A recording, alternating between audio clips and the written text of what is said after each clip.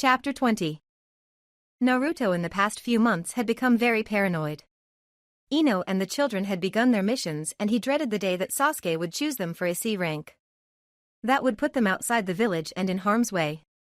He couldn't be there all the time, and while Ino was very powerful in her own right, she couldn't watch them all the time either. This created quite the dilemma for him, especially since he had threatened Sasuke and the Uchiha never took a slight to his minimal honor very well or with a grain of salt. He would use the children to get back at Naruto one way or the other. What Naruto feared the most was Sasuke using missing Nins to either kidnap the children or to kill them. Not that the bastard would kill his own children, they were the last true Uchiha left. No, he would have them kill Hikaru, that way the Uzumaki blood died with the boy. Hikaru was the last living mortal Uzumaki and it would be on his shoulders to carry out the family in the future. He'd have to keep a close eye on them in the future. Naruto looked down at his daughter as she slept soundly in his arms. He didn't want her brought up in a world where you couldn't trust those with power, where everyone was a potential enemy. He wanted her to be happy and carefree. He wasn't naive enough to believe that that was what would happen, but that's what he wanted.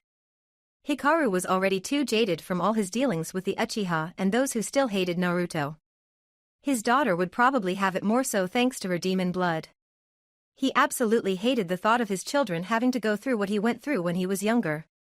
But reality sets in hard when you least want it to. Naruto looked up when he heard Ino and the kids come in, and his nerves weren't settled in the slightest by the look on her face. Something was wrong. Scene change. Ino's morning had started off great.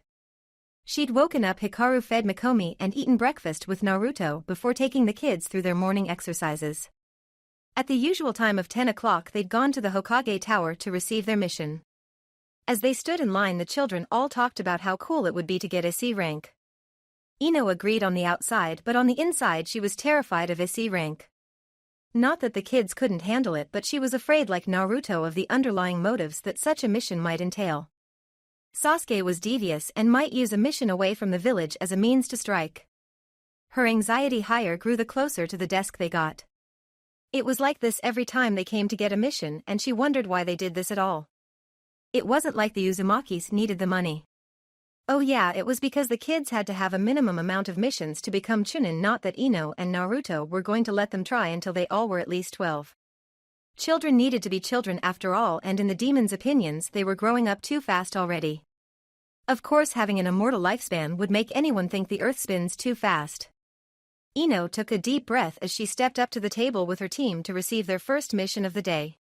Luckily Irika was on duty and he always made sure that she had a steady supply of D ranks to keep the kids occupied. Upon seeing his favorite demoness, he smiled and pulled a random mission out of the pile before a pale hand pushed it away. Ino nearly growled at the smug look on the Uchiha's face as he pulled a scroll out of the C rank pile.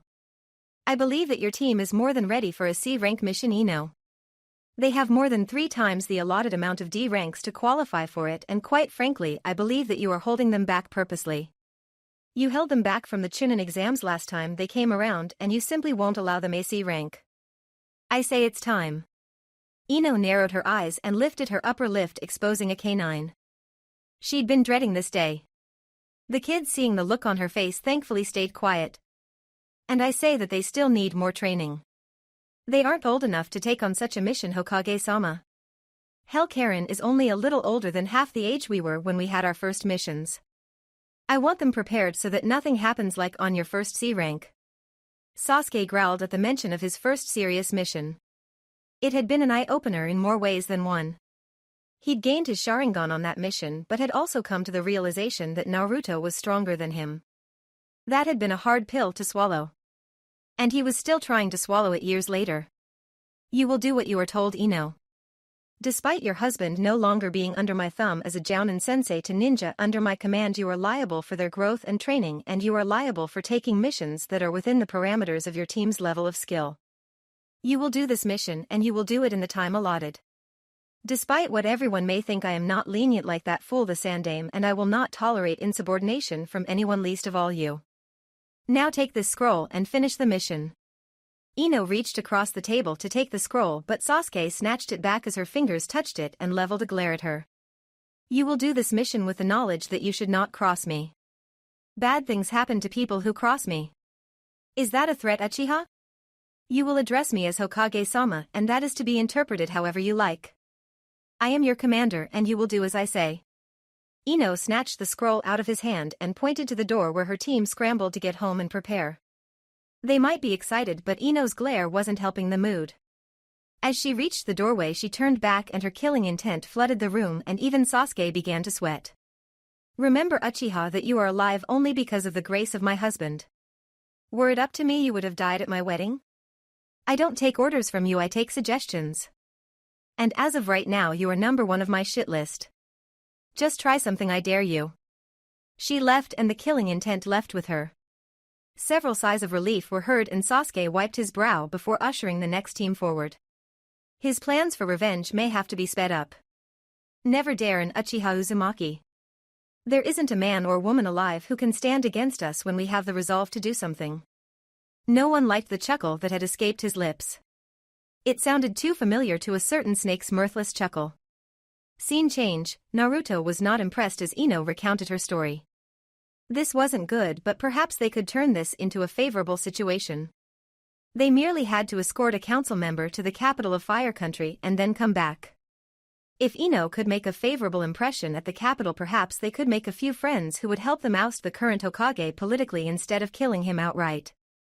Although Naruto felt it would still come down to him having to drive his claws through the Uchiha's chest in a morbid sense of irony. Ino was having a conniption fit. She didn't want to do this, but since she was a jounin under Konoha law, she had to, or risk losing the kids to someone that Sasuke could keep under his thumb like Hatake Kakashi. Naruto had long ago tried to make peace with Kakashi at Ino's urging, but had given up when he found that the man believed that he owed it to Obito to follow Sasuke in whatever he did, no matter how wrong. Naruto was sorely disappointed in his old sensei and had told him so. Stop living in the past, Kakashi, and look to the future. Find a wife, have kids, live for yourself.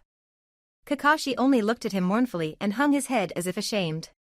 Don't you understand, Naruto? I'm helping him, atoning to Obito. I have no future, for my future lies in my past.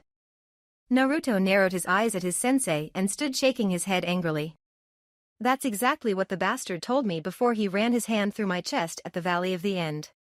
Would you do that as well, Hatake? Kakashi said nothing as he sadly watched the back of his former student fade into the shadows of the night. He couldn't abandon Sasuke, though he'd put too much effort forward already to just throw him aside. No, his student needed him. Truly he did. Naruto was lost in thought as he packed Ino's things for her and tried to think of a solution. The only thing he could come up with was for Ino to call him if things got out of hand. Yes, she could summon him if things got too bad. He just needed to have Sakura or Tsunade around in case something went wrong. He needed to make sure Mikomi was safe. Ino, I have a plan. Just listen, okay? Ino stopped her ranting and turned to him, obviously all ears. Mikomi slept on a pallet thrown on the floor, blissfully unaware of her parents' plight. Do the mission, do it quickly, and get back home. Don't hesitate to call me if the situation calls for it. Have the foxes on alert all the time. Don't hesitate to summon more if you think the situation calls for it. But what about Mikomi? You can't leave her here by herself. I'll stay over with Tsunade and Sakura and get them to have alternating shifts at the hospital so that if you need me I can pass Mikomi to one of them. Megumi and Penny can take care of any undesirables that may try to come to take her. Undesirables? You mean Sasuke's little pet Umbu? Yeah, them. I'll try to do some snooping around before you leave tomorrow and see what I can find, but if I know Sasuke, he won't leave a paper trail and he won't have anyone, even those loyal to him, in on his schemes. He just doesn't trust anyone. Ino sighed and picked up Mikomi, cradling her as the little demoness snuggled further into her arms. She smiled down at her daughter and nuzzled her cheek against the little girl's. Go and snoop, then just don't get caught. It'll look bad if you do. She watched as Naruto began to shapeshift down into a small fox kit and resisted the urge to snatch him up and hug him, settling for her no less adorable daughter, eliciting a yip from Mikomi when she squeezed a little too hard. She decided to talk to her team and get them prepped for the next day. Scene change. Ino sighed as her team sat down in a semicircle around her, their guardians lying beside them, ready to hear the full terms of the mission. All right guys, I'm not going to lie, this might be dangerous. Generally, C ranks are considered non-lethal for ninja due to the dangers only being highwaymen and other assorted riffraff that try to prey on travelers. With who our Hokage is, we should assume the worst. Hikaru fidgeted and Ino asked him what was wrong. So we should expect an attack from our own people? Yes. We should expect an attack from all sides. Sasuke has said that he will do anything to get you two back under his wing, and we can't let that happen. That's why the Vulpine will be on watch all the time, and I might even call in a few more for extra protection. We can't take any chances, so we're going to take the dignitary to the capital and then come home immediately. Yes, Jugo? What are the chances of us running into ninja from Konoha, and how should we approach them? Good question. You should be friendly but aloof. Don't let them know too much about you and keep walking. Let me talk to them if they insist on stopping us. Vulpine, I expect you to sniff out any deception, and if they seem too eager, discourage them from getting close by force if necessary. The foxes all nodded and turned to their charges to reassure them that they would let no harm come to them, only to find the children with eager grins on their faces. Hikaru had taken it upon himself to be the spokesman for the little group. Don't worry, Mom, we won't let you down. And if anyone tries anything, we'll kick their butts. Ino scowled and folded her arms, and the kids immediately knew they had screwed up. If there are any altercations, you will not, I repeat, not get involved in any way unless it's a last resort and you hear me give you the go-ahead. The foxes will take care of the battles. And if they can't handle it, then we'll call in Naruto. Why can't Dad come with us? And who would guard Mikomi? Oh. Yeah, I forgot about her. Sorry. Don't be. This is a problem that we'll have to overcome as we go. Mikomi will be perfectly safe with Tsunade and Sakura if your father has to come to us. Now all of you go get your gear ready. We meet the dignitary at the gates at 0800 hours tomorrow. Get some rest, you'll need it. The kids all nodded and left to prepare for their journey, while Ino retreated to her bedroom with Mikomi and sat against the headboard watching as the little demoness played with her tails. She smiled as she watched Mikomi entertain herself by grasping for her tails, only for them to pull out of her reach, earning a giggle from the heiress of the fox realm. Ino was just about ready to go to bed when Naruto appeared in a plume of flames. He didn't look happy. Find anything? Nothing. He's clean as a virgin's honeypot. No paper trails, no gossip from subordinates, no nothing. Keeps his thoughts well hidden too. I couldn't even accidentally pick them up. I just hope this mission is on the up and up. Ino sighed into his shoulder as he held her and rubbed her back. She'd miss his comforting touch while away, but for the moment she'd enjoy what she could. Scene change. Ino sighed as she and her team walked up to the gate to find an elderly gentleman waiting for them. Ino raised her hand as they approached in a sign of greeting. The man was surprised to see the famed demon queen of Konoha at the helm of a genin team with foxes as escorts, but quickly schooled his features to impassiveness. Toriyama-sama, I presume? Yes, that's me. Are you the team that is to escort me to the capital? We are. Shall we go? Of course. May I know the names of those who are protecting me? Uzumaki Hikaru. Uchiha Jugo. Uchiha Karen. And I'm their jounin instructor, Uzumaki Ino. Shall we go now, Toriyama-sama? Of course, sorry to hold the journey up. The team left the gates without incident, and when they had been on the road about an hour, Ino called for them to stop. I think we're far enough out that we can continue on faster. Toriyama-sama, I'm sorry for this, but due to certain circumstances my team and I have to return as soon as possible, so we're going to have to move at optimum speed. Toriyama cocked an eyebrow and shuffled his feet. Forgive me, Ino-san, but I simply can't move at the speeds you ninja folk do. Ino smiled and nodded to the kids who climbed aboard their respective guardians' backs. She cried out Kuchios no Jutsu, and a horse-sized fox appeared before her. My queen. How may I serve you? I need you to follow me and allow this man to be your passenger to the capital. Ino had phrased it as a request instead of an order, since she knew how many foxes looked down upon humans with disdain, but luckily for her this fox wasn't one of them. It nodded its head and lowered its body to the ground. As you wish, my queen. Mortal, climb upon my back and we shall make haste. Toriyama hesitantly climbed aboard and grabbed a handful of fur as the fox nodded to Ino, and the old man watched with fascination as Ino transformed into a horse-sized fox and turned to the rest of the group. We should be going now. All of you keep up and don't falter. We're going to try to reach the capital by the morning. Let's go. They ran all night and there was many a bandit and thief who were dumbfounded by the sight of 3 children and an old man riding on the back of giant foxes. The mere sight of a giant purple fox leading an entire troop toward the capital of Fire Country led to many a story and rumor surrounding what their objective was and whether or not they were actually real or something that was a mass hallucination. They stopped just a mile short of the capital and Ino shifted back to her humanoid form, letting the foxes have a breather and dismissing the fox she had summoned, who left with a low bow declaring he would come whenever she would call. Besides Naruto, this had been Ino's first summon and she was practically giddy due to the fact that she had never had a summon before. Squashing down her glee, she turned to her team and their assignment and crossed her arms while letting out a huge sigh. "Toriyama-sama, I would like to ask a favor of you if you don't mind. Whatever I can do for you I will if it is within my power. You and your team have given me quite an eventful trip and I am in your debt." Ino smiled and put her hands on her hips. "If you don't mind, then I'd like an audience with the daimyo.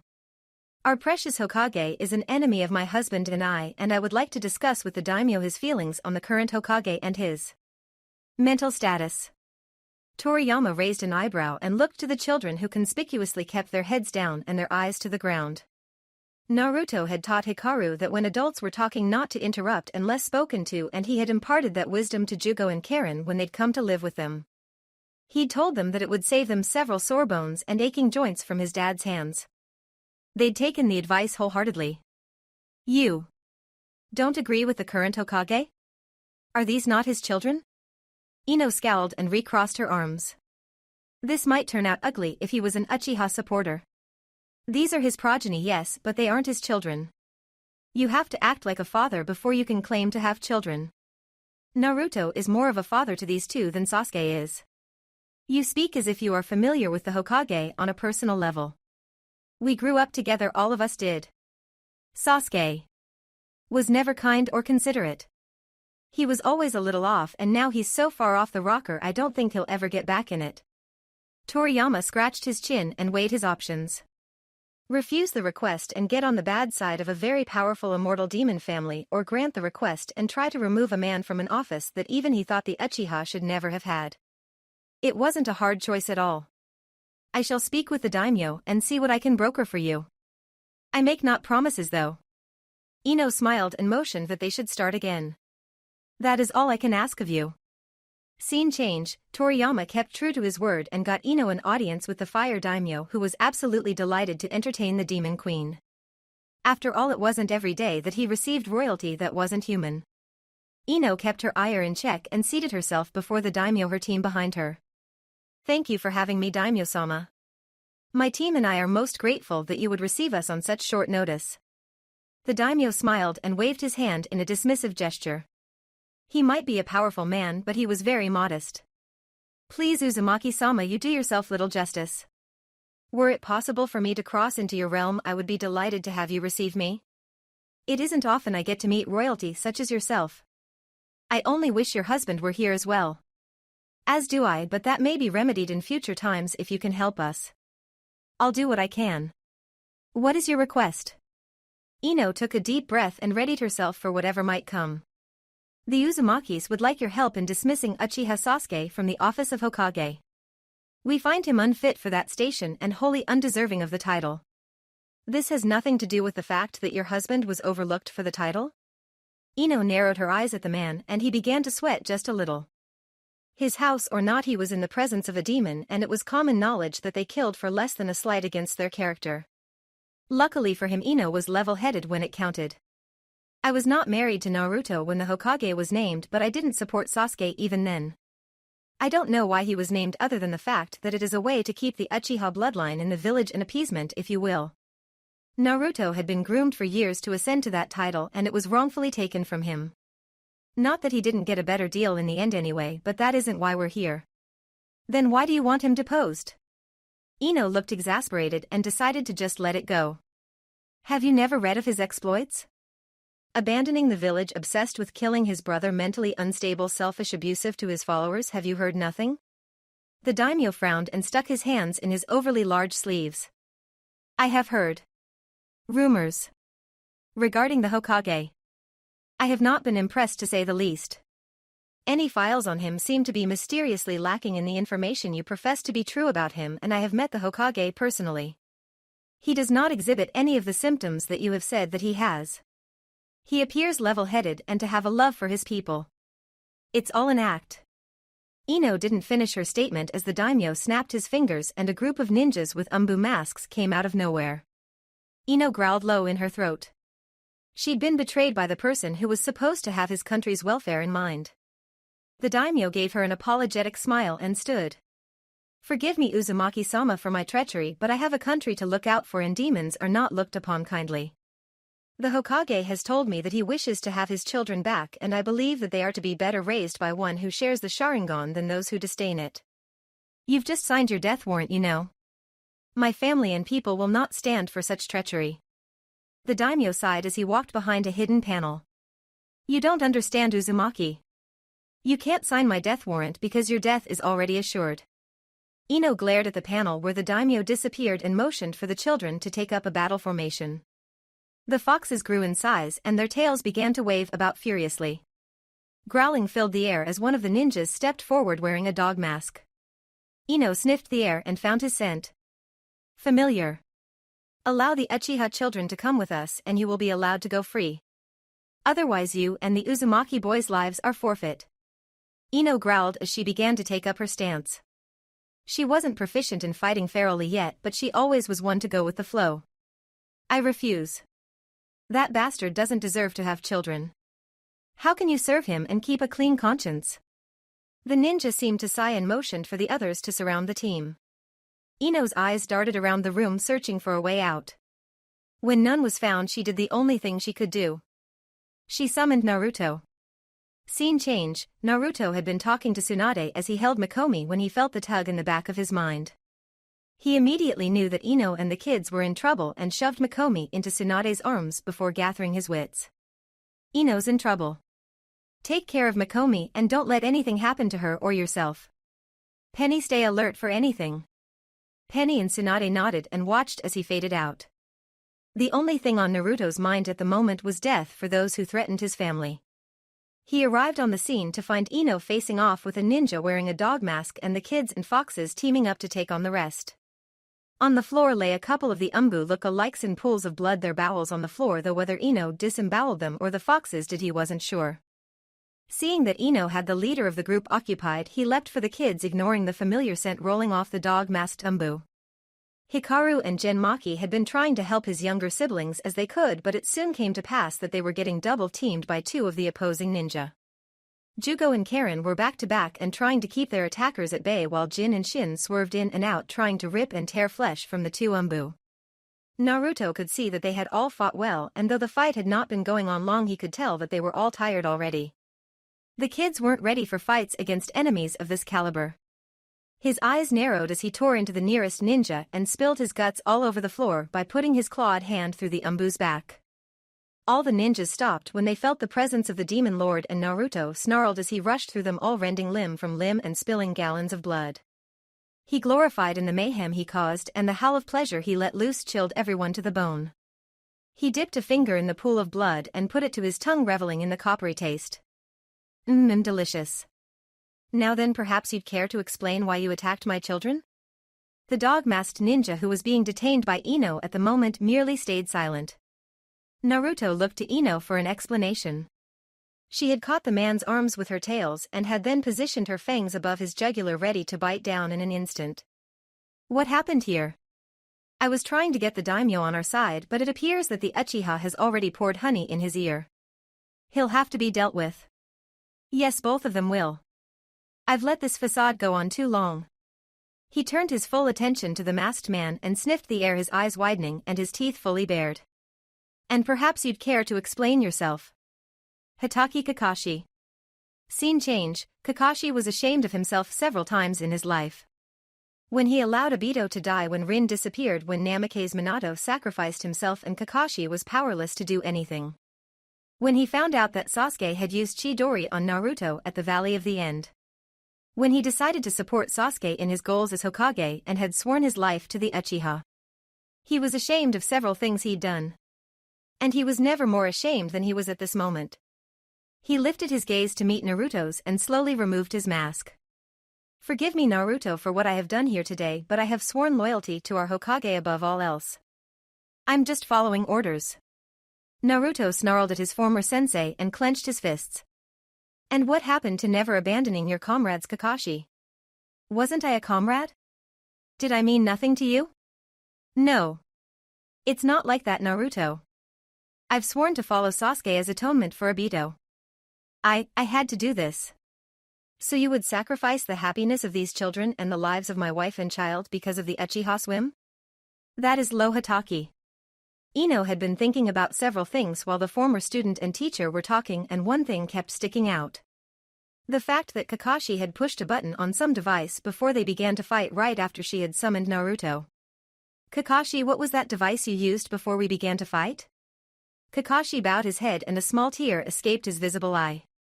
He had never felt so low in his life. That was a signaling device that Hokage-sama gave me before I left. Naruto and Ino's eyes widened and fear grew in both of them. As Ino began to hyperventilate and the kids tried to calm her down, Naruto grabbed Kakashi by the throat, hoisting him to eye level. What did it signal for? That you had arrived here and were no longer guarding your daughter. I'm sorry. Naruto began to shake from fury and his power exploded outwards as he whispered the only word he could think of at the moment. No. Chapter 21. Naruto whipped around to face Ino, and the look of utter sadness and anger nearly drove him over the edge of his own overboiling emotions. Ino, I want you to take this filth and return to Konoha as quickly as possible. Shin Jin Maki, let the kids ride on your back's full transformation. Stop for nothing. I'm sure there are enemies between here and there. Kill them, slaughter them, massacre them. Let nothing stand in your way. Ino nodded her head furiously as she stepped toward Kakashi, who had slumped submissively to the floor. She didn't bother looking back as she asked her question. What about you?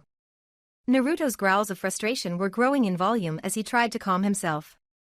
He needed his head clear for the task ahead of him. I'm making a quick stopover into the Fox realm to gather reinforcements. If it's just Sasuke behind this, we won't need them. But if it's Konoha as a whole? He left the question hanging for a moment before his eyes turned blood red and his fangs became more pronounced. We'll burn the village to the ground. None shall oppose us. For their sakes, they better hope it's the Uchiha's idea. Jugo and Karen were terrified of Naruto's transformation. They'd seen his fox form and they liked it, but this amalgamation of animal and man before them was truly terrifying. Naruto could smell their fear and turned to them with his red eyes as gentle as he could make them. Jugo, Karen, do not fear me. I'm still Naruto. Mikomi has been threatened, as is probably in the clutches of your father at the moment. I can only guess what he intends to do to her. I need the two of you to be strong and help Ino and Hikaru through this. Understand? Jugo and Karen nodded their heads in agreement, utterly awash with relief that Naruto wasn't going to kill them. Unbeknownst to him, his killing intent had been climbing higher and higher, only not affecting Ino, Hikaru, and the foxes. Suddenly they felt another spike in killing intent and all eyes turned to Hikaru, who had his head down and his hair covering his eyes was leaking killing intent like someone was wringing out a sponge. Naruto walked over and knelt in front of his son, putting his hands on the boy's shoulders. Son? Hikaru slowly raised his head and Naruto recoiled from shock. Hikaru was truly his son. The boy's normally limp pink and blonde hair had become shaggier and coarser, his canines had become more pronounced and his eyes had taken on a golden quality. Hikaru? The boy snapped his head up and stared at his father. He didn't know what to make of the expression on his dad's face, but one word came to mind. Fear. Naruto was afraid that a bit of the old Kyuubi's presence had leaked into his son and was now manifesting itself. Hikaru's voice was somewhat ragged as he spoke. Don't worry, Dad, this is something that Kiba-sensei and I came up with a while back. He called it Berserker Mode. It brings out my more animalistic qualities and enhances my senses somewhat. My baby sister is in danger and I can't think of a better time to show it to the world. Naruto sighed in relief and stood up, patting his son on the head. That's good, son. We'll talk later. Now you three head back to Konoha. I'll meet you there. Be prepared for war. He disappeared in a flash of flames as Team Ino bolted outside and 4 huge foxes fled toward the hidden village of Konoha. Scene change, Tsunade had been holding little Mikomi for less than a minute when Penny perked up and began to growl.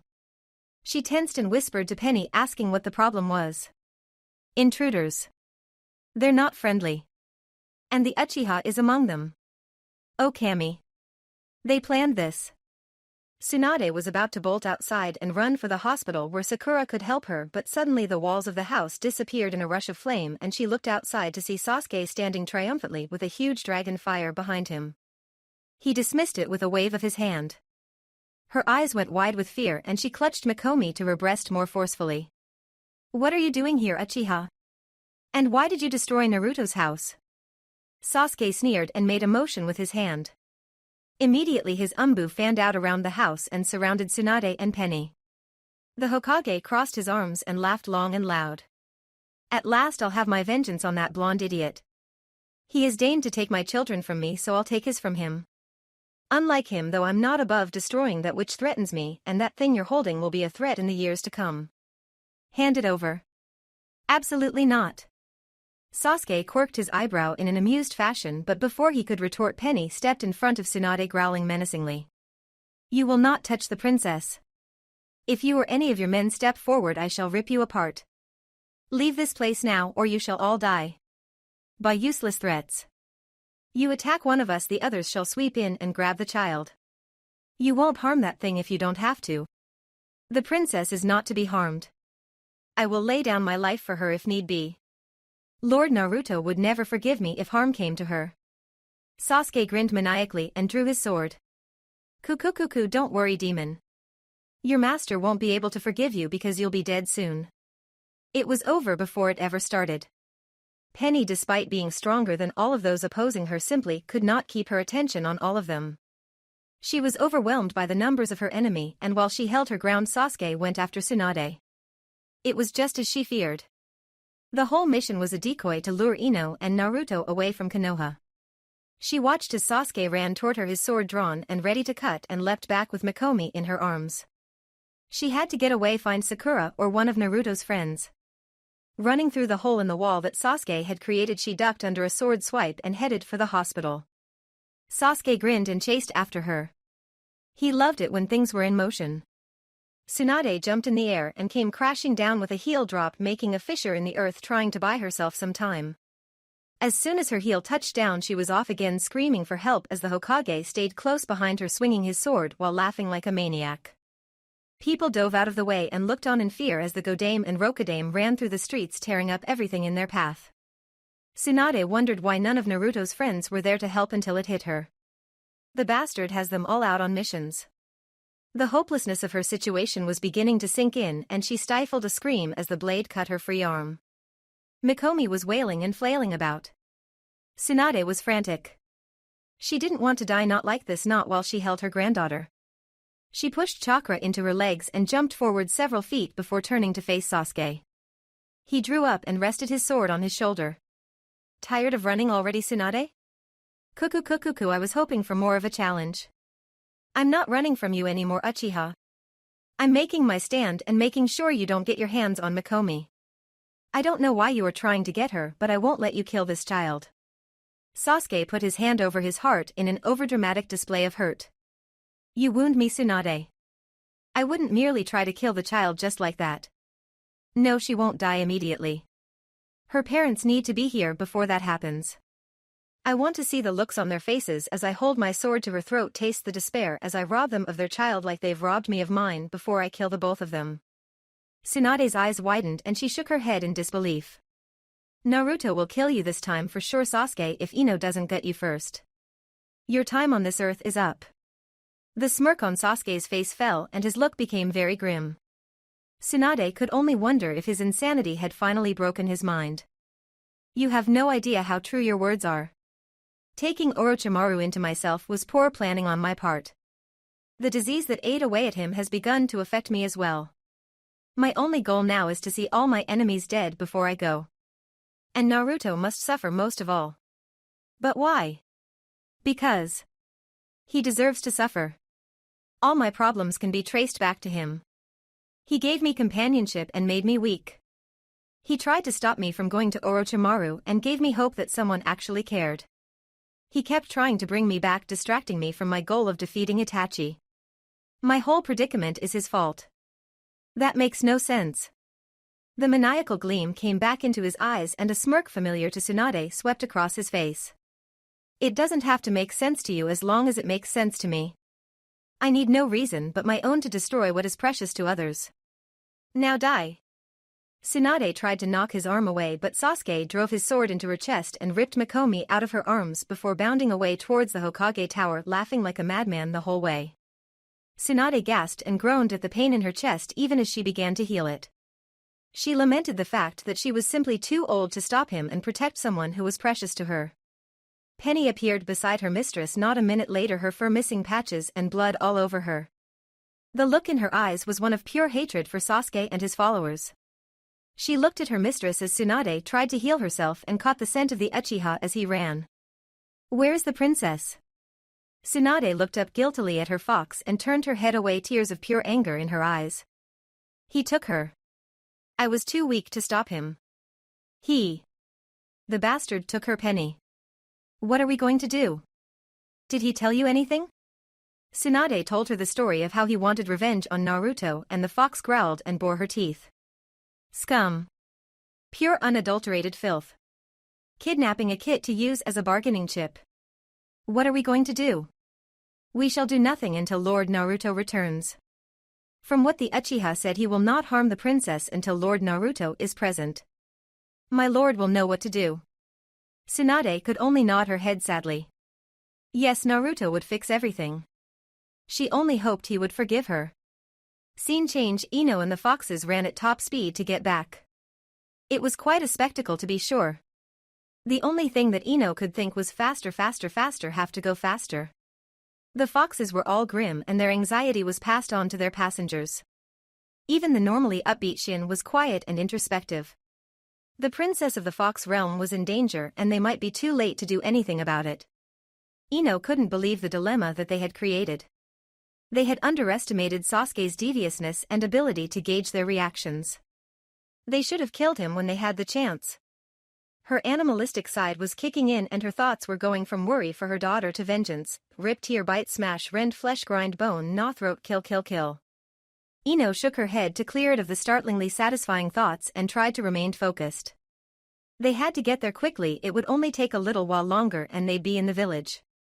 Even though they'd been running for what seemed like eternity, she knew that they'd only been running at optimum speed for less than an hour. Being a strong demon had its advantages. She could cover more distance in a single bound as a demon than she could in an hour as a mere mortal. They'd make it soon. And anyone who hurt her family would pay.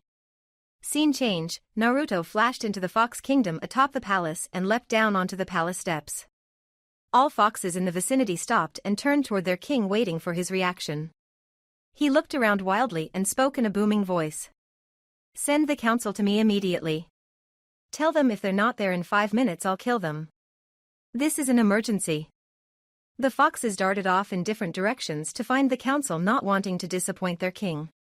He had been fair to them since he took up his reign and no one wanted on his bad side after what he did to the old head elder. Naruto walked into the throne room and sat down on the top step. It wasn't long before all 3 council members came bursting in, panting heavily. Forgoing the usual greetings, Naruto stood and nodded at the 3. The elder spoke for all 3 as usual. "What do you need of us, Lord Naruto?" "I need you 3 to accompany me to the mortal realm. The Hokage has kidnapped my daughter and might be planning to kill her. I need you to come with me if force comes to force. We will follow you wherever you go. But what of your status as protector of Fire Country and the village hidden in the leaves?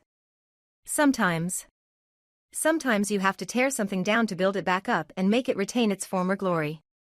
If the village has anything to do with my daughter's capture or death, I'll see the village and all of Fire Country burn." "Of course, my lord. We await your orders." Naruto nodded and readied himself to transport. He was stopped, however, when Hinamori spoke up. "My lord, what does the Uchiha seek to gain by doing this? What could he possibly have to gain?" Naruto sighed and turned to face her. He seeks to gain a measure of revenge against me for what I can only imagine. He thinks that I am the bane of his existence.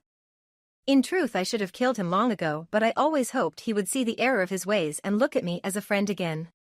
That was foolish of me. Indeed, it was Lord Naruto, but now you have the chance to rectify the situation. You can fix your past mistakes. Hi, I can. Your primary objective is to secure my daughter and if need be bring her to our realm. I don't want her in harm's way. The foxes all let a small smile cross their faces when he said our realm. It made them feel that he was the best king they could possibly get. Without another word, they all vanished for the field outside Konoha. It would be most appropriate if they appeared in the spot where Naruto's journey began. Scene change. Ino and the kids had arrived at the gates and blasted through them, not bothering to stop for anything. They rushed home to find Tsunade's house destroyed and the main house in rubble. Ino grit her teeth and growled low. All those happy memories in that house destroyed on a whim. Ino was about to turn and head for the Hokage Tower when she heard the sounds of sobbing with her sensitive ears and found Tsunade crying hysterically with a battered penny trying to comfort her. As soon as the older woman saw Ino, she latched onto her and began to sob into her shoulder. I'm so sorry, Ino. I couldn't stop him. He took her. Ino tried to be calm and sensitive, but it was increasingly hard. She abruptly pushed Tsunade away and held her by the shoulders. I don't blame you, Tsunade. Now where is she? Sasuke has her.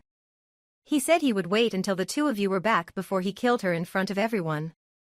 Ino's eyes flashed dangerously and she whipped around to face the children. Tsunade, can you fight? Yes. Go find Jiraiya, Sakura, Shizen, any one of our friends to help. If any oppose, you kill them. This is a matter of blood now. Tsunade nodded and ran off to find help, splitting into shadow clones as she ran. Ino stared impassively at the children until she spoke, her guttural voice betraying no emotions except pure unbridled anger. Baptism by fire, children. That is what tonight is. Tonight you become true ninja because I expect you to kill whoever stands in your way. Mikomi is in danger and I won't have her harmed if we can help it.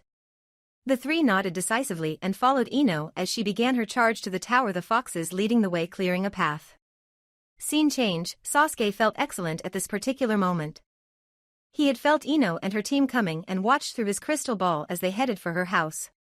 He watched as they told Tsunade to find help and laughed as the old woman ran off.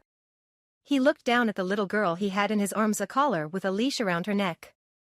Mikomi was wailing in a very distressing way due to the Raiten jutsu that Sasuke was using to shock her through the collar. All around the dais he was perched on were ninja loyal to him and him alone. They cared nothing for Konoha as long as the Hokage's wishes were fulfilled. He heard more than saw the approach of Ino and her team. The foxes ran out in front, biting and ripping the throats of any who stepped in their way. They cleared a path until Team Ino stood at the base of the dais. A large crowd had gathered earlier, wanting to know what their Hokage was doing with a baby with a tail. He tossed the crystal aside and stared down into Ino's burning eyes. Ah, good, you're here. Where is your husband though, Ino? He'll be here soon, and when he gets here you're dead, Uchiha. Give my daughter back and perhaps your death will be painless. Sasuke shook his head and scared the demon queen. I don't think you get it, Ino. Today is the day I have my revenge on you and Naruto. You ruined my life, took my wife from me and stole my children. Your punishment is that your children shall also be taken away from you before I kill Naruto in a most humiliating way. I have a jutsu that I know he'll love. My sensei taught it to me after all. Umbu, three of you come protect me. Three of his loyal Umbu leapt onto the dais and stood beside their Hokage. Sasuke smirked and killed all three with a flourish. Ino watched with wide eyes as some of the blood spattered onto Mikomi. The Uchiha grinned evilly and pointed his sword at Ino and the kids. Kill those two but spare my children. I have further need of them. The remaining ninja of all ranks leapt into battle. Ino and the foxes tore into the Jounins with a vengeance. The Chunin and Genin took on the kids and the fight was on. Ino was in full battle fury, her claws and tails splitting skulls and ripping through torsos, leaving the owners of the bloodied body parts to fall to the ground where they were trampled by the mob that assembled around them. Ino's face was set into a permanent grimace as she continued to slaughter those around her. In those moments she was the epitome of a vulpine vixen protecting her child. Nothing else mattered. Genmaki ripped out throats like he was pulling potatoes out of the ground. As soon as one was finished, he turned to another and the cycle began anew. This was his lord's child, a blessed vixen of the Vulpine, and his life was hers.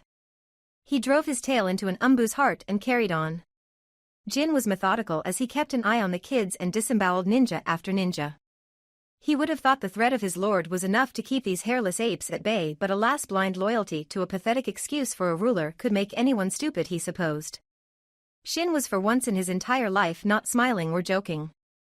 There were no flames of youth here, no shining examples of the shining brilliance of hard work. This was do or die, and he would not let his king down. He howled in frustration as the enemies never seemed to stop coming. It didn't take him long to figure out that what he was fighting weren't normal clones. He growled in anger as he tore a throat open only to spit it out as the repulsive taste accumulated on his tongue. He shouted out to his superior Genmaki. "These aren't normal clones. These are people who have already been dead. These are reanimated corpses. I know that, Shin. Just keep fighting. Lord Naruto will be here soon." Shin growled and kept going, deciding to use only his claws and tails. This would be a long fight. Jugo crushed another Chunin's face on his knee and fell back into his Muay Thai stance. There weren't many ninjas for him to fight as most seemed to be circling Hikaru, but there were enough to sate his anger on. He thrust his palm into another's temple, killing the man. He knew he didn't like to kill, but they had started it. His adopted little sister's life was at stake. Karen headbutted Jenin with her Hitai 8, knocking him out. She hadn't killed anyone yet, but she knew eventually she would have to. She hazarded a glance up at her father and scowled at the satisfied look on his face. The man had no soul, she was convinced of that. She swept another Chunin's feet out from under him and put a kunai through his heart. It was her first kill, and though she didn't want to admit it, she felt justified. After all, this was her family they had decided to fight against. Hikaru was like a man possessed. All those hours and days of practicing with his father were paying off here. He leapt from the chest of a man he had just impaled with his claws and kicked another in the jaw before springboarding backwards and delivered a head-crushing heel drop to another's sternum, breaking it. He still hadn't touched the ground since his first leap, and a small part of him was happy for that. His baby sister needed him, and he'd be damned if he let something like size and strength stop him.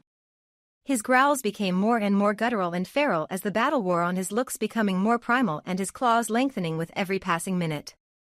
He was truly his father's son.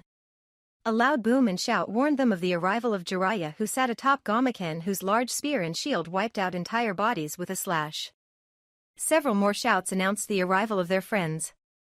Sakura was smashing heads in and ripping them off with her incredible strength. Kiba and an aging Akamaru tore into the enemies as a giant two-headed wolf.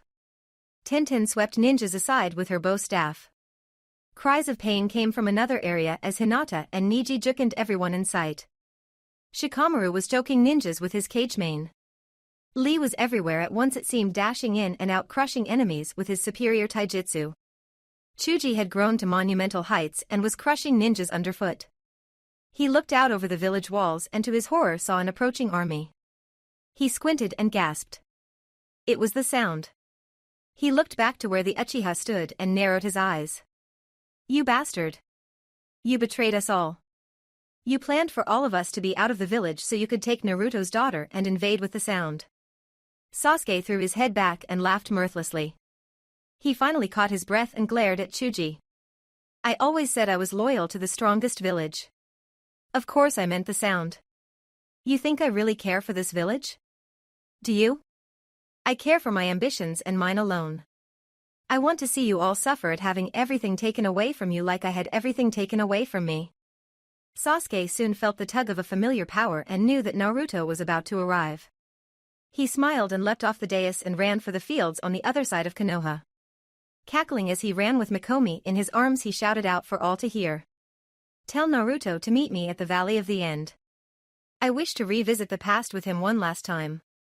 The only thing that the assembled ninjas could do was turn their attention to the approaching sound ninja. It was time to crush that village once and for all. Scene change, Naruto appeared in a flash of flames and ran for the center of town, the Fox Council right behind him. He wanted to kill Sasuke, and today he would. He crushed anyone in his way mercilessly and found Ino's familiar signature.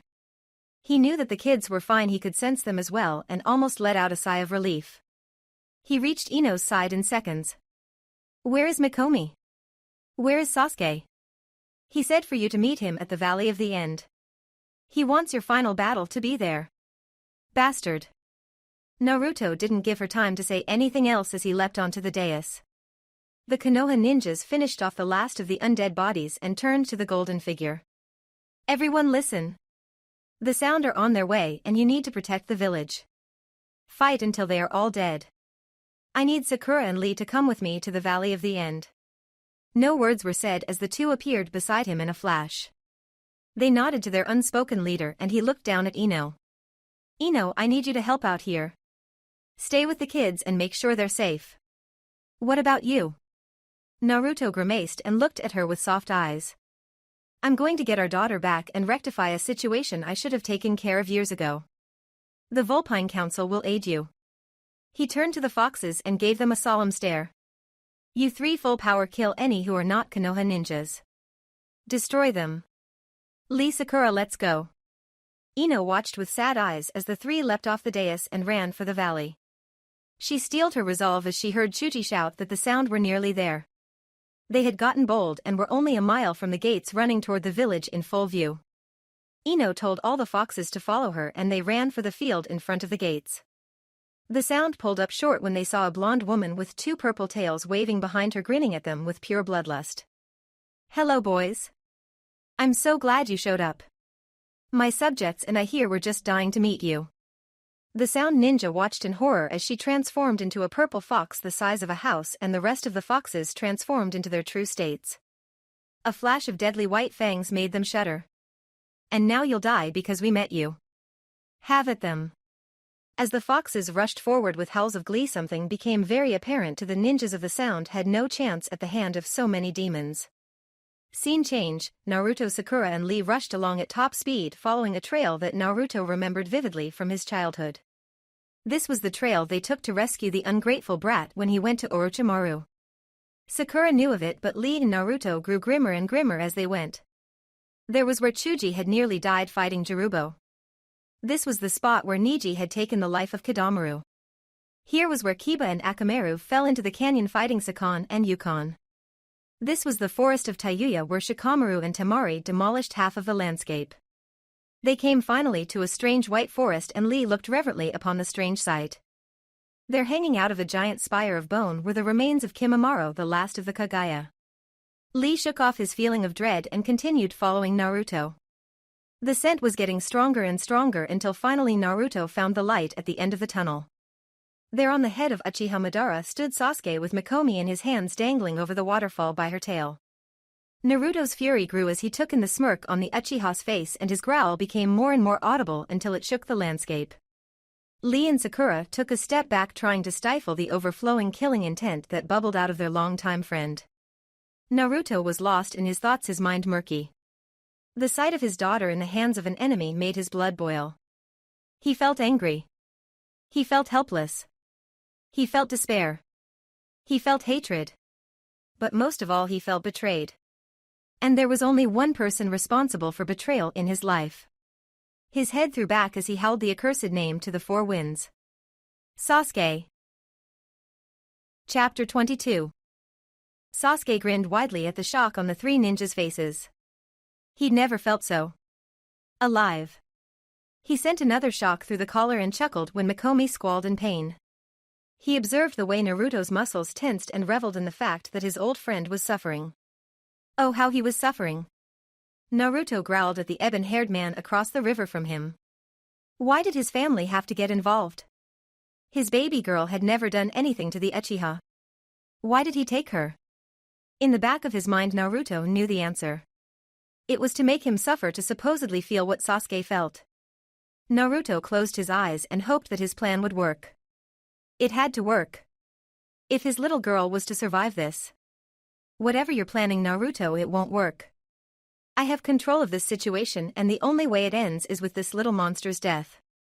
I want to see the fear in your eyes as I kill her, watch the tears roll down your face, revel in the hopelessness you experience. I want to watch as you feel a fraction of what I have. Naruto grit his teeth, his fangs poking over his bottom lip. He'd only get one shot.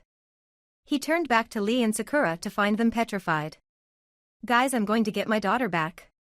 Stay here and wait for a sign to leap in. Lee was nearly frantic.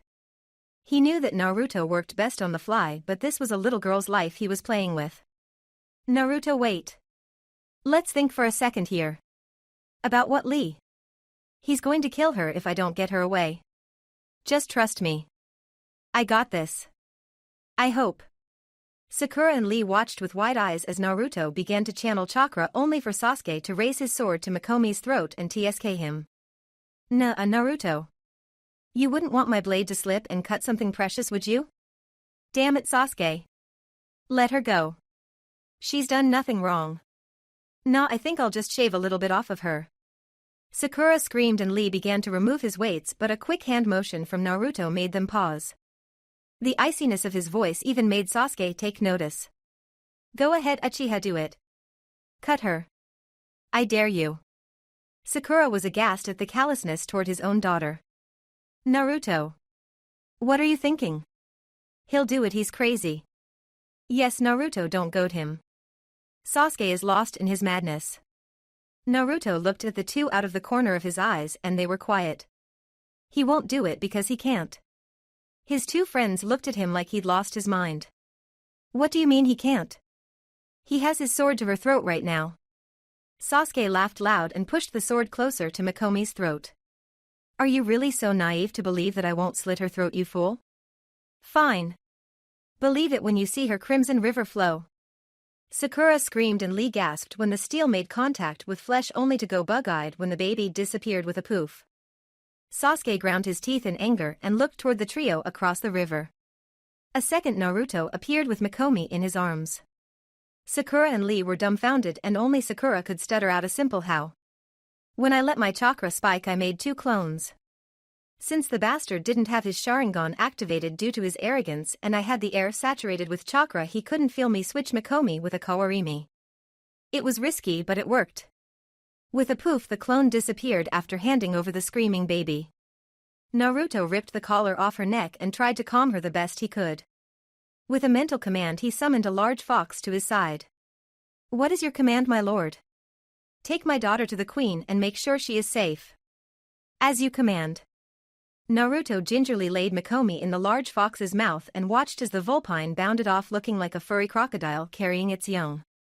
Naruto almost didn't catch the blur going by him and reached out with a clawed hand to snatch the Uchiha out of the air and hurl him back across the river, where he impacted with Madara's nose. Sasuke grimaced as he pulled himself out of the crater and jumped back to the top of the statue. It seems I was indeed arrogant. You won't catch me twice in one day though, Naruto. Your daughter may have escaped my judgment for now, but rest assured that the leaf will burn. The Oto ninjas will make sure of it. Naruto smirked and crossed his arms. Now that everything was on even ground, he wouldn't have to hold back anything. Actually, I believe that Ino and the foxes are having a field day with the Oto ninjas right now.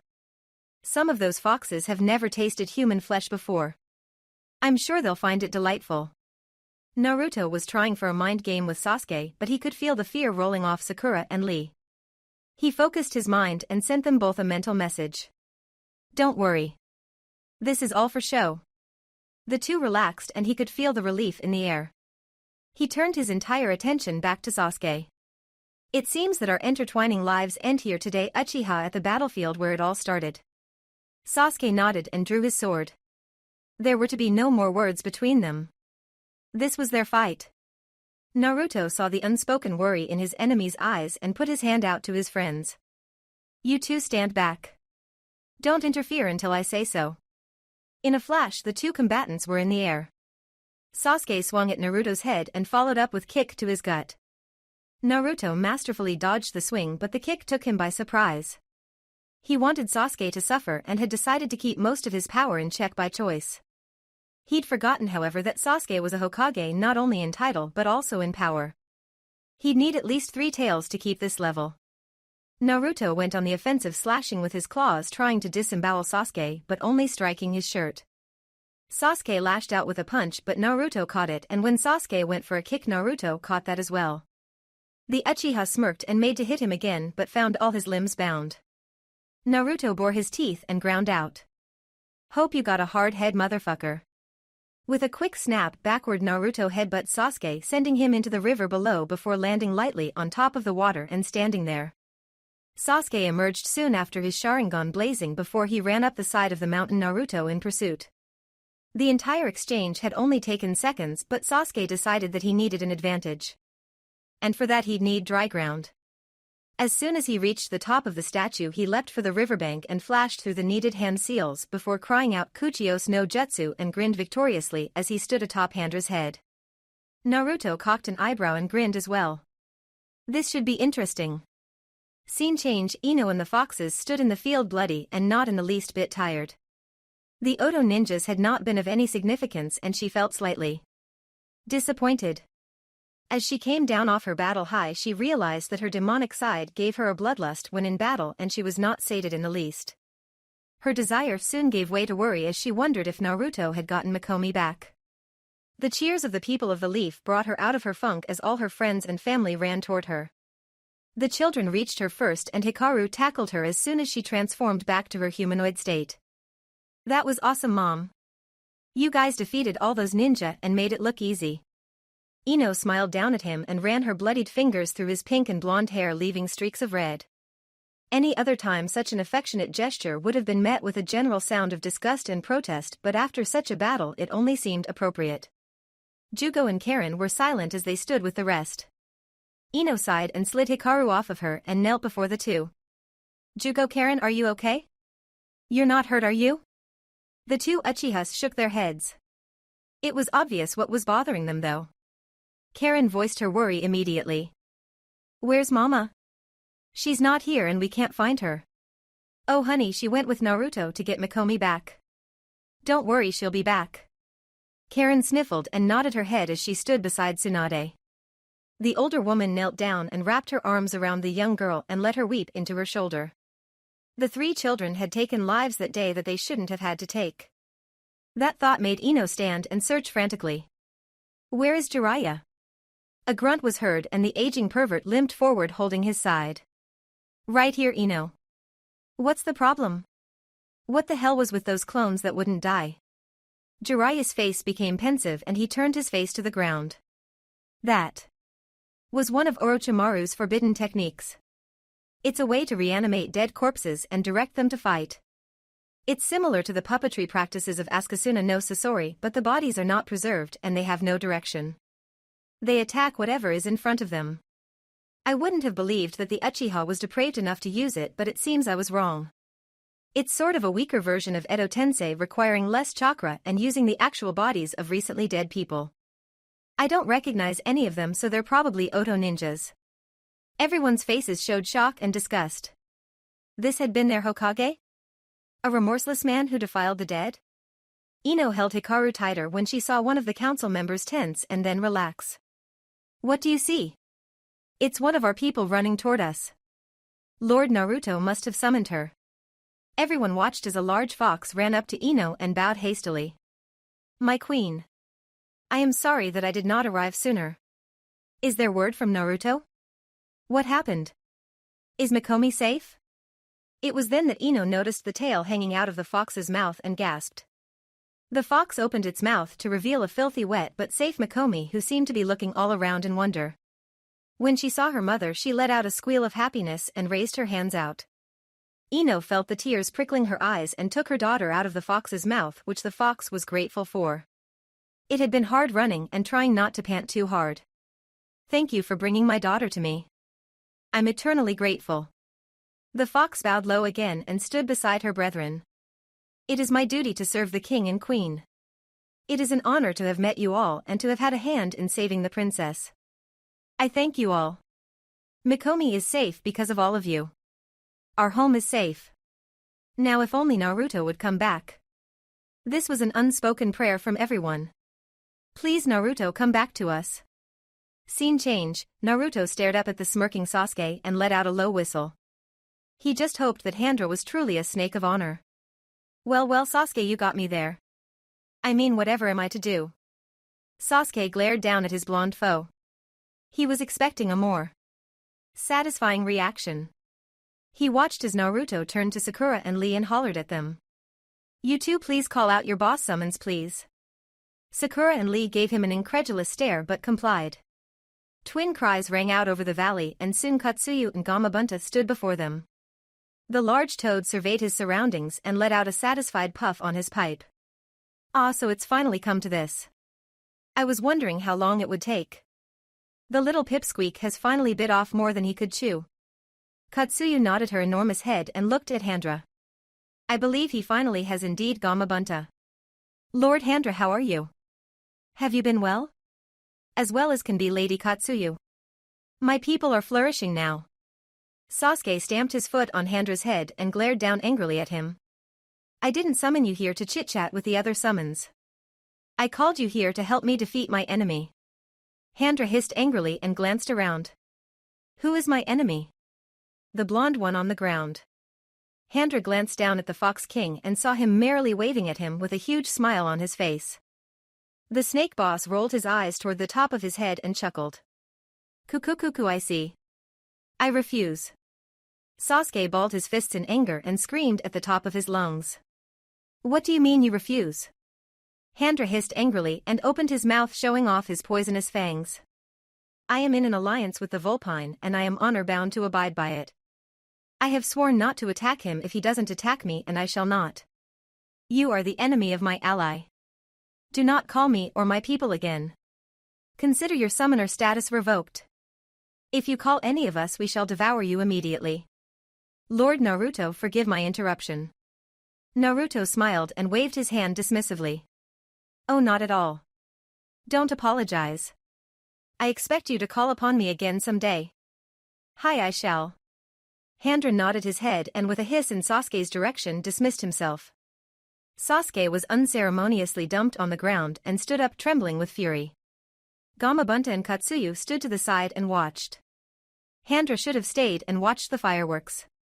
"I ain't missing this for the world. I agree, it will be interesting to see whether or not this plays out the way I think it will."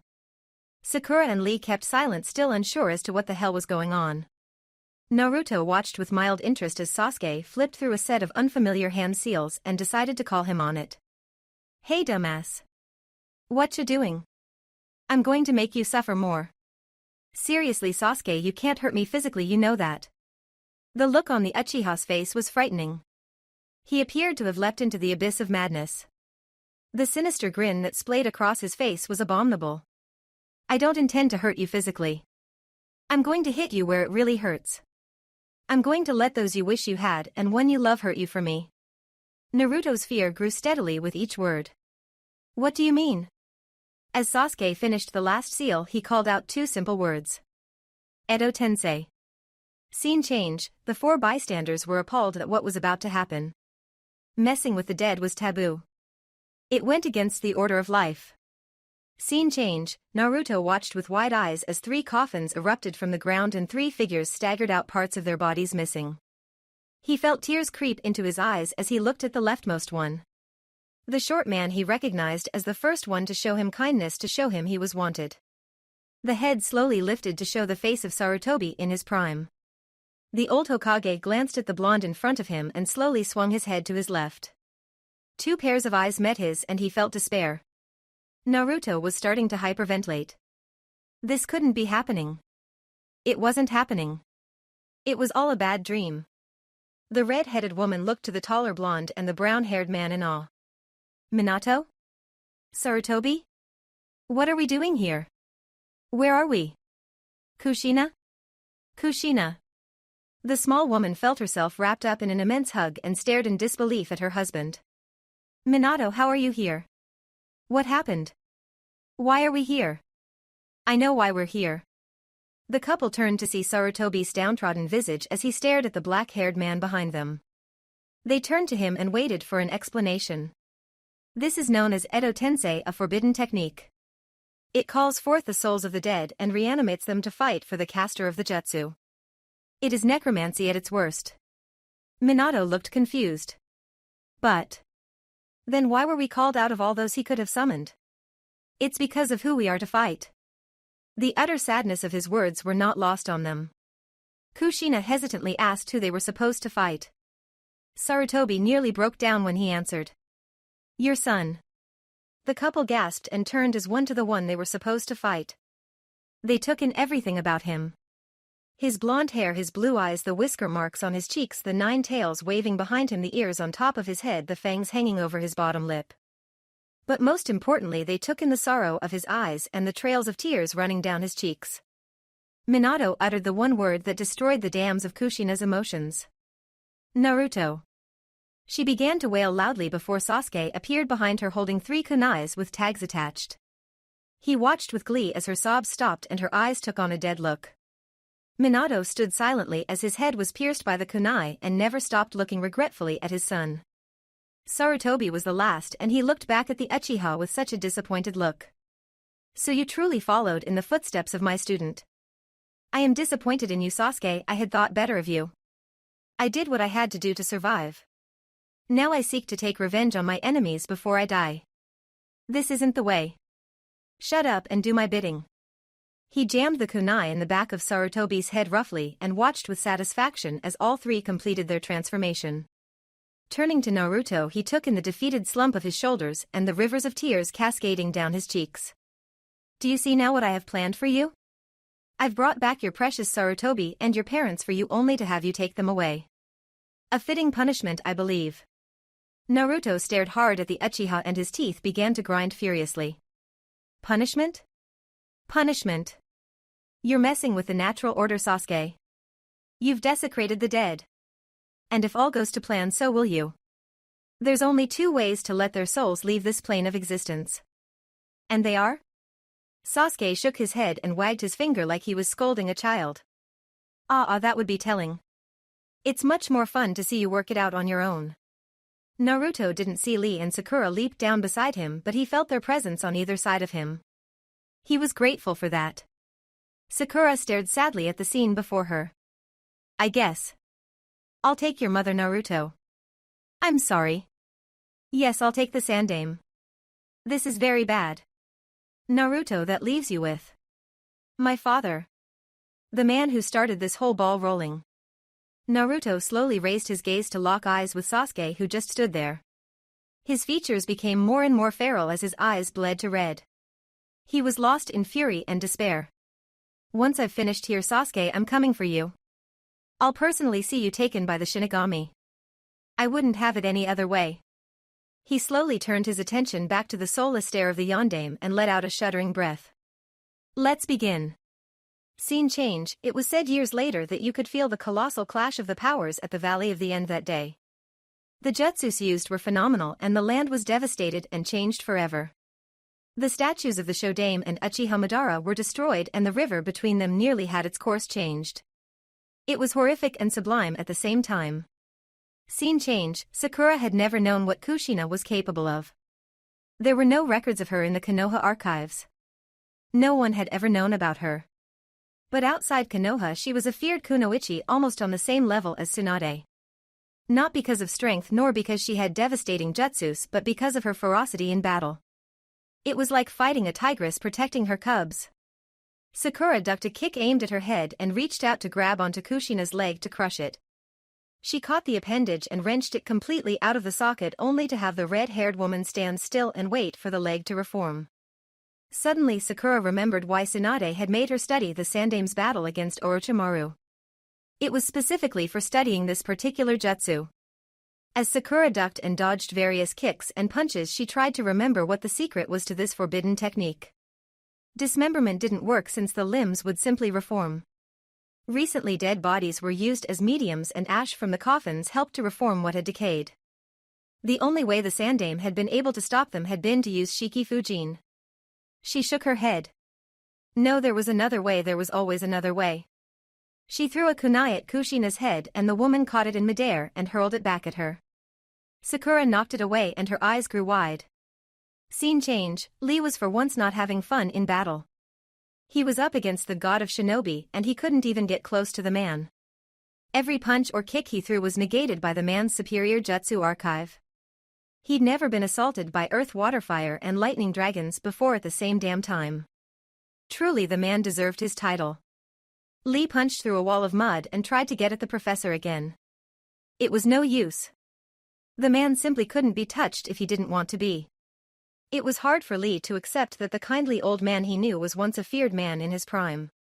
And facing him in his prime even when he was dead was not a tantalizing prospect. Lee somersaulted back from a few dozen fireballs directed at him and dropped his weights. A handicap was not needed or appreciated here. Deciding that discretion would not be the better part of valor in this match, Lee opened the first gate and shot forward, launching a fist at Sarutobi's gut. It connected and sent him flying back into a tree on the other side of the river. Not wanting to give his opponent an inch, Lee leapt over the span of the river and made to dropkick the Sandame in the chest. The Hokage was on his feet before Lee ever got started though and made several Kage bunshins to greet him when he landed. Fighting multiple opponents was one of Lee's specialties, but he was severely handicapped against a Kage-level opponent. With only taijutsu he was outmatched against this one. He heard Sakura shout and his eyes widened in recognition. He needed to get close again. Scene change, Naruto and Minato had been standing still for several seconds while the others were fighting. For Naruto it was because he couldn't believe that he had to fight his father. For Minato it was a rule of battle to let the other move first. Sasuke was getting impatient however and shouted for the Yondaime to attack. He moved toward his son in a blur. Naruto nearly didn't block the fist launched at his skull in time but managed and threw a kick at his father's leg, trying to take out a knee. The Yondaime stepped over it and twisted his arm at an unnatural angle to land a punch in Naruto's gut. The Demon King flew back several feet and stood up huffing and puffing. This wasn't going to be fun. Of all the ways in all the dreams he'd had, this was the worst family reunion ever. It wasn't fair that he should have to take his parents' and his adopted grandfather's lives just to satisfy a cruel man's whim. But if his children were to ever be safe, he'd have to. He formed the Rasengan in his hand and grimaced when his father mimicked him. They both rushed forward and the two spiraling balls collided. The burst of energy backlash was felt all the way in Konoha and it made the fox's fur stand on end. Naruto leapt back as the balls began to spiral out of control and the energy dissipated in a huge dome, throwing Minato back and into the river. Naruto watched in morbid fascination as the man's right side was obliterated by the blast and then began to reform as he clambered out of the water. He heard Sakura shout and focused on her voice for but a moment. So there was another way to end it. Scene change, destroy their heads and take the tagged kunai out. That dissipates the jutsu and makes them vulnerable. She leapt forward and threw a chakra-enhanced punch at the woman's head, only for her to shrink back as if afraid. But Sakura knew now that she was right. Scene change, Lee set his face into a grim determined frown and opened the second and third gates before shooting forward. He couldn't afford to miss. Scene change, Naruto stared sadly at his father and let all his power saturate the air. It was thick enough to cut with a knife almost. He felt the tears stinging his eyes as he leapt forward toward his stunned opponent. Naruto could see the fear in the man's eyes as he mouthed the word Kyuubi. The only thing Naruto could think to say was, "I'm sorry, father." Scene change, three hands plunged into three heads as one and yanked out the offending kunai and hurling them into the river. All three recently revived people stopped what they were doing and turned to the young men and women that stood before them. Sarutobi recognized them again and bowed his head. Sakura. Lee. Naruto. I'm so sorry for causing you trouble. Sakura and Lee were too far into trying to hold back their tears as the blonde and redhead approached Naruto. Kushina latched onto him with her quickly eroding body and sobbed. I just wanted to hold my baby one time in my life. Just one time. Minato clapped a hand on his son's shoulder and looked up at the sky. I'm sorry for what I had to do, son. I never wanted this for you. For us. Naruto didn't trust his voice at the moment and just stood still, trying not to break down. He vaguely heard Lee and Sakura shout before he heard a thunderous cry. Gukakyu no Jutsu. The flames did little to Naruto, but he watched in horror as his three most precious people were incinerated in the fire. His hard red eyes turned to Sasuke and the smug look on his face did nothing to abate the hatred he felt. Such a touching family moment, but that wasn't why I brought them here. I believe I brought them here to destroy your emotions. They were worthless in that regard. Naruto threw his head back and howled, his rage shaking the very skies. I never got to say goodbye. Or that I loved them. Time seemed to stop all of a sudden as Naruto caught a shimmering figure hovering off to the side of the battlefield. His eyes bulged when he recognized it as the Shinigami. He growled and the Shinigami twisted its head to meet his gaze. I did not call you here, Death God, and neither did he. What purpose do you have here? One of you will feed me this day. I have come to observe before my feast. As long as you do not interfere. I shall not. But hurry, my hunger grows.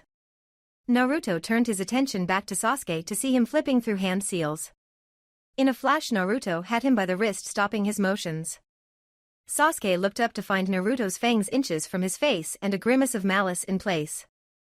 There will be no more jutsus this day. What is about to happen to you is pure hatred fueled by my rage.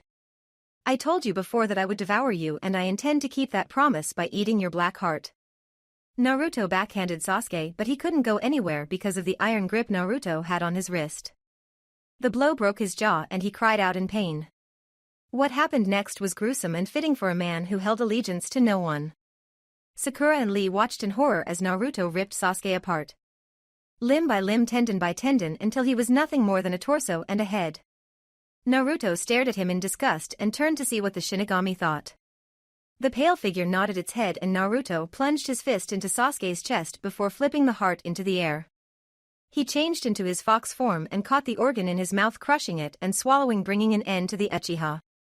He turned to see Lee and Sakura staring at him horrified, and he sighed as he changed back to his humanoid state. Do the two of you fear me? They snapped out of their trances and looked down at the ground ashamed. Sakura shook her head and Lee snapped his back up, that burning look in his eyes. I could never fear you, Naruto, but that was a truly gruesome display. I believe your flames of youth might have diminished from it.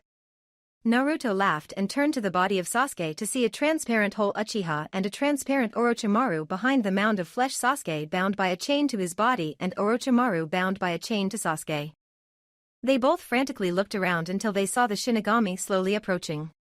Orochimaru screamed in terror and tried to back away but was held fast by the frozen Sasuke.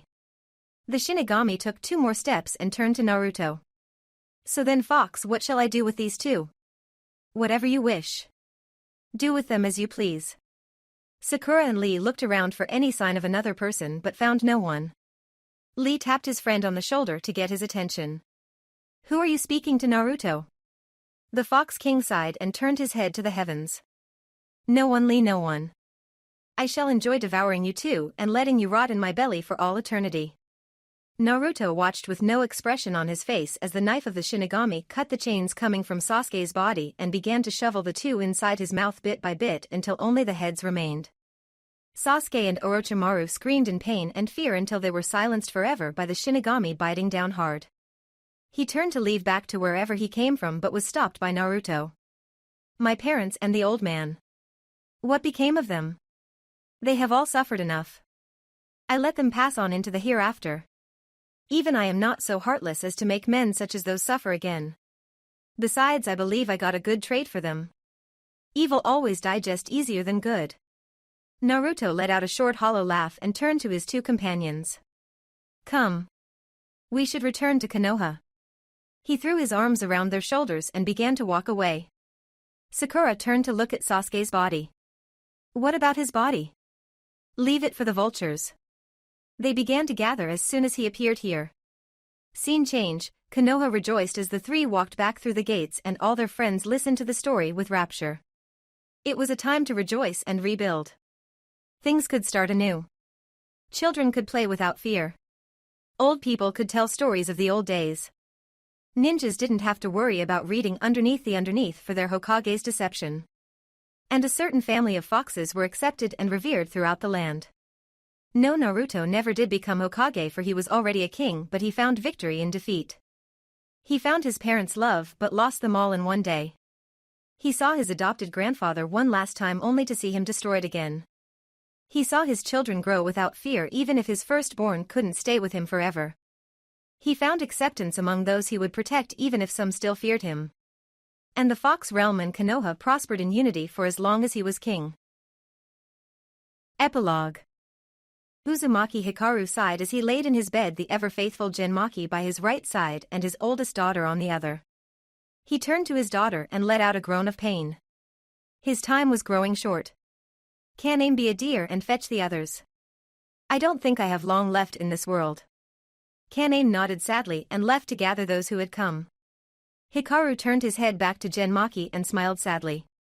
It seems our time together is growing short, my old friend. I only wish that I could have more time.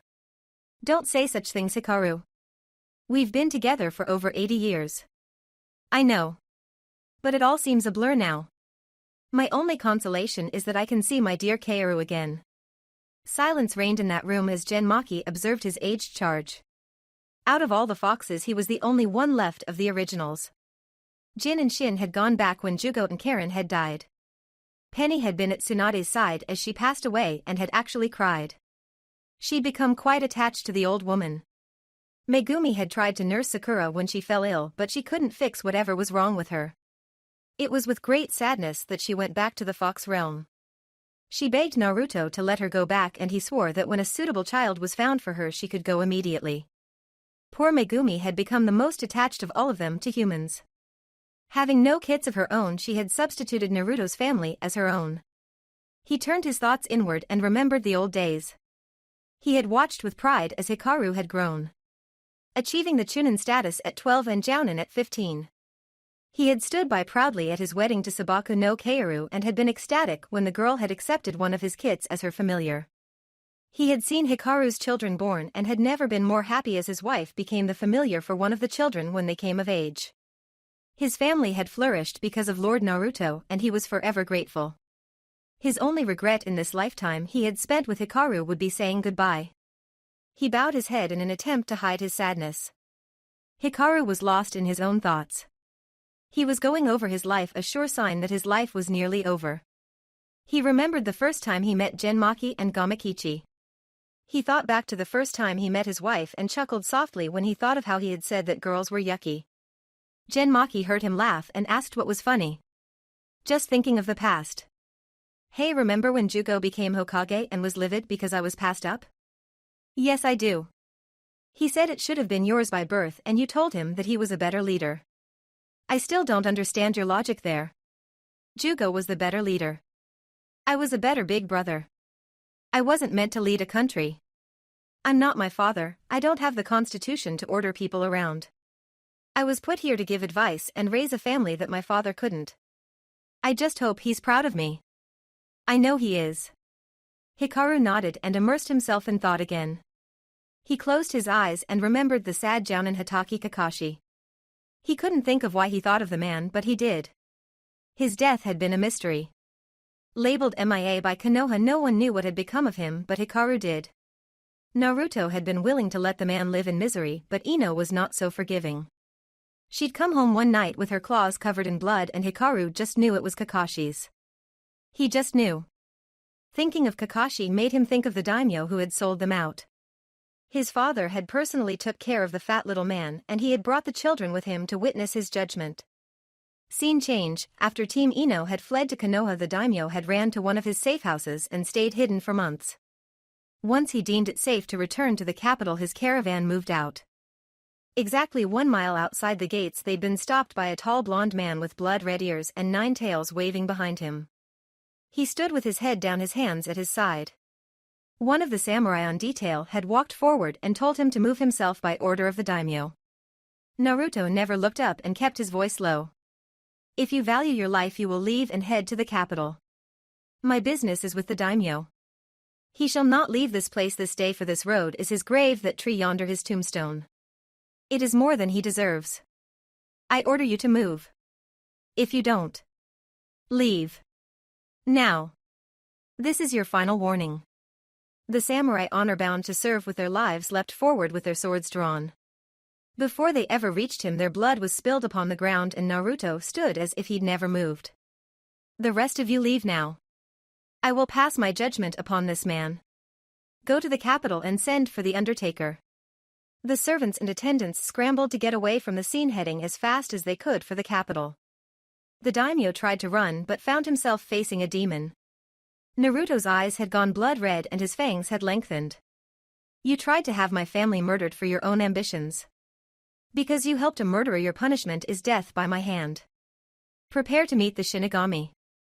the daimyo tried to plead. He fell to his knees and begged and cried. Naruto gave him an ignoble death by slitting his throat with a claw and watching as the man bled to death. He turned back to the children and spoke in a soft voice to them. What I did was cruel and I do not expect any of you to mimic me. He threatened my family and I did what I felt was best. Always take care of your family no matter what. Hikaru never forgot that lesson. Scene change, he thought back to when he had made Chunin. This led to him thinking of when he had made Jounin and 3 years later he had proposed to Kaoru. A single tear ran down his face and he whispered to the wind. I want to see Kaoru again. I want to kiss her. I want to see my family again. I miss them all. Genmaki heard him whisper and nudged his hand with his nose. You'll see them soon. I promise it. Thank you. Hikaru tried to hold back the tears by thinking of other things. He had ascended and taken the Fox-Yonin title from his mother. His brother had ascended to Hokage and Hikaru had taken on an advisory role with his sister Karen. After he had taken the title from his mother, she and Naruto had taken Mikomi and gone to live in the Fox realm full-time. He had begged them to stay but they merely smiled and hugged him and Kaoru. Our time in this world is past, Hikaru. It is time to leave it to your generation. You will lead Konoha into the peace that we could not. And they had. There hadn't been a war in all of his 85 years. Thinking of the past was becoming depressing more than cheering him up though. All the people that had gone on before him. All he had left were his children and grandchildren and great-grandchildren. He opened his eyes when he heard the door latch click and saw his family enter. He smiled and tried to raise himself up only to be pushed back by Genmaki's tail. Don't. Save your strength. For what, old friend? I have no more battles to fight. Instead of holding him down, Genmaki used his tails to help Hikaru prop himself up. He breathed heavily until he was used to his new position and sank back into the pillows propped behind him. He smiled wearily at his family. I'm so happy you're all here. I only wish Kaoru was here to see you all. I'm so proud of all of you. Sniffles and sobs were heard even while they put on a brave face. This was Uzumaki Hikaru, one of the strongest Konoha had ever produced. Ninja were supposed to die in battle, but here he was being defeated by old age, a rare occurrence for a ninja. He looked around at all of them and closed his eyes. When he finally opened them again, he turned to Genmaki and patted his friend on the head. I want to see father and mother and Mikomi one last time. I want to say goodbye to them the way father never got to say goodbye to his parents. Can you fetch them for me? Of course, Hikaru. As Genmaki vanished, Hikaru's oldest son stepped forward. Father, forgive me, but you can't see grandfather again. He's not amongst the living anymore. He'd have to be at least 100 years old. Hikaru smirked and laid back against the pillows. You'll see. My father is a great man. You'll see where you came from. The family stood confused and were startled when Genmaki poofed back into existence. He rushed to Hikaru's bedside and sat on his haunches, rubbing his nose affectionately on the man's arm. My lord and lady, come soon. He just has to get your sister away from her suitors. Hikaru chuckled and nearly had a heart attack from laughing when 3 eruptions of flame made his family scream and jump. Their eyes widened when Naruto, Ino and Mikomi stood before them. Naruto and Ino had not aged a day. Ino had gained 3 more tails and Mikomi had grown into a beautiful demoness with 2 tails. She immediately rushed to her brother's side and latched onto his neck, sobbing into it. Hikaru wrapped his arms around her and cried into her shoulder. They hadn't seen one another in 30 years. Why, brother? Why didn't you call us sooner? Why not when you're dying? Because I wanted you here with me so I could say goodbye. Mikomi continued to hug him as the family eyed the 3 demons suspiciously. One of the grandchildren suddenly leapt out of his seat and ran to another room. He came back with a weathered photo taken nearly 50 years ago. He looked from the photo to the 3 and his voice caught in his throat. It is true. You're our grandfather. Naruto chuckled and ruffled the young man's hair. Your great-grandfather, actually. I am Naruto, Hikaru's father. But you're a demon. Hi, I am. But Hikaru was born before I became a demon. I'm not going to tell you the story as it's common knowledge. Just check the library. A soft voice came from the bed. Father, come. I wish to speak with you one last time. Naruto knelt at the side of the bed and Ino and Mikomi detached themselves from Hikaru. Ino sadly took in her son's visage. Gone were the bright eyes and blonde and pink hair. Instead of her beautiful boy was an old man with white hair and wrinkles that looked like canyons. She held his hand and listened as the two men spoke. I'm here, son. I just want you all to know that I love you and I'm sorry that we didn't see each other over the years. I was simply too busy watching over my family to call you and we all suffered for it. I just have one last request, father. Anything. Hikaru let a soft smile cover his face and he put his hands together as if in prayer. Play a song for me one last time. Your guitar is still in its case in the vault. Makoto, go fetch it please. The little redhead known as Makoto soon came back with the ancient instrument and Naruto handled it as if it were a newborn babe. He tuned it and checked the strings. Everything still worked as if it never left his hands. Hikaru sighed happily and laid back into the pillows. I kept it tuned all these years. Never did learn how to play it like you wanted me to, but I kept it in tune and the strings in working order in case you ever visited. Play me a song. Naruto smiled. This was way too nostalgic. Any requests, son? Just play me a song, old man. Says the pot to the kettle. All right, then I'll play When the Children Cry. Little child, dry your crying eyes. How can I explain the fear you feel inside, 'cause you were born into this evil world where man is killing man and no one knows just why. What have we become? Just look what we have done. All that we destroyed you must build again. Hikaru felt his eyes growing heavy and it was getting harder to breathe. He thought he saw a shimmering light, but it had to be his imagination. When the children cry, let them know we tried, 'cause when the children sing, then the new world begins. Little child, you must show the way to a better day for all the young, 'cause you were born for all the world to see that we all can live with love and peace. No more presidents and all the wars will end. One united world under God. Hikaru opened his eyes wide when he saw a white light and a blonde man and red-haired woman stepped out of the light. Behind them was a beautiful young woman that he recognized immediately. It was Kaoru. He smiled and the man motioned for him to close his eyes. A tear rolled down his cheek as he complied. What have we become? Just look what we have done. All that we destroyed you must build again. No more presidents and all the wars will end. One united world under God. Naruto had been watching the whole time as the three figures appeared, but he kept singing. His child wanted one last song and he wouldn't deprive him of that. He was happy that his mother and father had come to escort Hikaru to the hereafter and even his beloved Kaoru had come.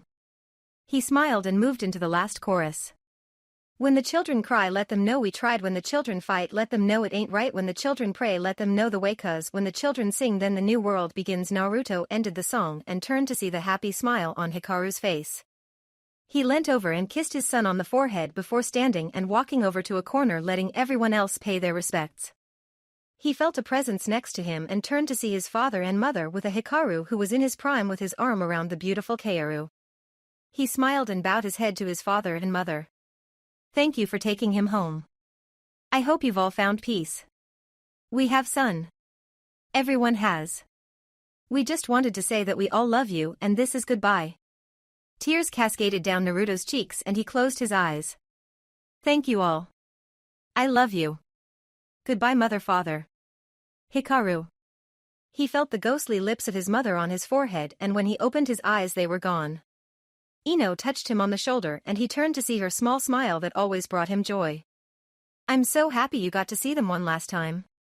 You finally got to say goodbye. Hi. Mikomi walked up, her eyes brimming with tears and curiosity. Daddy, who were those people standing over there with Hikaru? Naruto smiled and put his arm around his daughter's shoulders.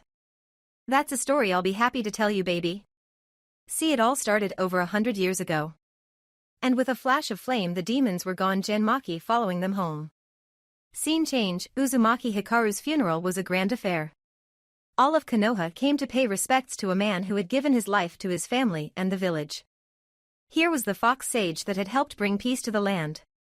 As the latest Hokage gave his eulogy and the people began to walk forward with their white roses, Hikaru's favorite flower, they heard the strum of a guitar and all eyes turned to see a man with 9 tails and red ears on top of his head standing before the casket.